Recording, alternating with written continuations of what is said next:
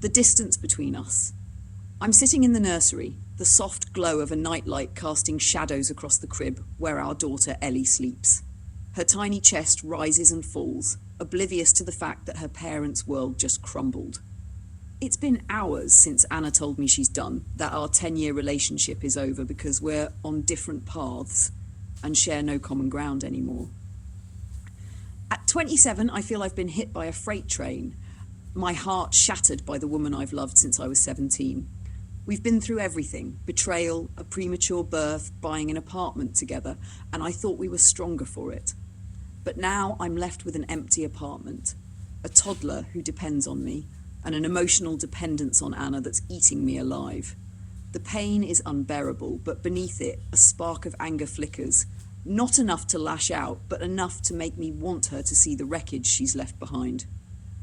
We met in high school, two kids who thought love was enough to conquer the world. Anna was 15, all fiery spirit and quick wit, the kind of girl who could make a boring math class feel like an adventure. I was 17, a quiet dreamer who fell hard for her laugh and the way she challenged me to be better.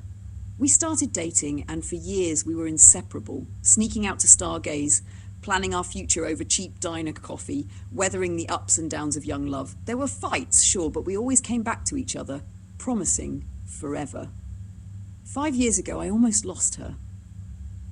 I betrayed her. A stupid, selfish mistake. Sexting with a coworker, exchanging nudes, letting myself get caught up in the thrill of someone new. When Anna found out, her pain was a knife to my chest. She cried for days, and I hated myself for it. I begged for forgiveness, swore I'd change, and after months of hard conversations, we decided to stay together. I thought we'd rebuilt our trust, that we were stronger for it. We bought an apartment in 2021, a cozy 2-bedroom we filled with dreams. In 2023, Anna gave birth to Ellie, 3 weeks early because of her endometriosis. Holding our daughter, I felt like we'd made it, like we could face anything. But somewhere along the way, we drifted. On April 10, 2025, Anna sat me down on our worn-out couch and dropped the bomb. "I don't want to do this anymore," she said, her voice steady but her eyes avoiding mine. "We don't share interests anymore, Liam. We're on different paths." The words hit like a bomb, exposing a truth I'd ignored. Our life had become routine. Dinners in silence, conversations about diaper changes and bills, hobbies we no longer shared. She loved yoga and indie music festivals. I was into video games and old sci-fi novels. I thought those differences made us stronger, but to her, they were a chasm.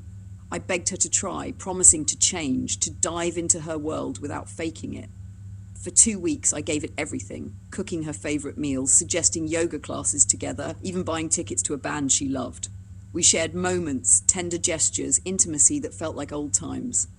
But I could sense it. She was distant, emotionally withdrawn, her smiles never reaching her eyes. It gnawed at me, leaving me uncertain, lost in my own home. This morning, I couldn't take it anymore. Over coffee, I asked her what was wrong, why her tenderness was gone. She sighed, her voice heavy. "It's still not working, Liam. Despite everything you're doing, it's not enough." That was it. We're separating, and the weight of it is crushing me. The worst part is my dependence on her. After 10 years, Anna is woven into every part of my life. Our apartment, our daughter, the way I think about love. I can't sleep without hearing her breath next to me. Can't eat without seeing her at the table. Ellie's giggle reminds me of her, and every photo on my phone is a stab to the heart. I know I need to let go, but my heart clings to her, even as my mind screams that she's already gone. I'm angry, not at her decision, but at the way she let us drift, the way she gave up when I was still fighting. And I'm angry at myself for thinking my efforts could fix what was already broken. That anger stirs something darker. A whisper revenge, not violent or cruel, but a desire to make her feel the void she's left. I imagine sending her a message months from now, not to beg her back, but to show her I've moved on, that I'm thriving without her. Maybe I'd post a photo online, me with Ellie at a park, captioned, "Finding my path, one step at a time." I know she'd see it, and it hit her, even just a little, that I'm not the broken man she left behind. Or perhaps I'd leave a note in the apartment when we sell it, tucked into a drawer she'll find. "I gave you everything, Anna. I hope you find what you're looking for." The thought brings a fleeting thrill, but it's not enough. Revenge isn't about hurting her, it's about reclaiming my power, proving I'm more than the man who loved her too much. I grab my laptop, the one I've been using to jot down thoughts since Ellie was born. Writing has always been my outlet, a way to untangle the mess in my head. I've dabbled in stories before, gritty tales inspired by the crime shows I watched to escape, but tonight I need something different. I start a new story, not a note to Anna, but a fictionalized version of this pain, a way to turn my hurt into something I can control. I call my character Ethan, a version of myself, but stronger, more resolute. In the story, Ethan's decade-long partner leaves him, citing different paths, leaving him with a young daughter and a broken heart. But Ethan doesn't crumble. He rebuilds, quietly, methodically, becoming a version of himself that shines brighter than ever. Ethan's revenge isn't loud, it's subtle. He doesn't beg his ex to stay. Instead, he focuses on his daughter, his career, his passions. He sends his ex a single anonymous gift, a photo album of their daughter's milestones with a note, "She's thriving and so am I." He builds a life so vibrant it overshadows her absence, sharing glimpses online that he knows she'll see, him coaching a kids' soccer team, laughing with new friends. The suspense builds as she grows restless, haunted by his silence, by the life she could have had.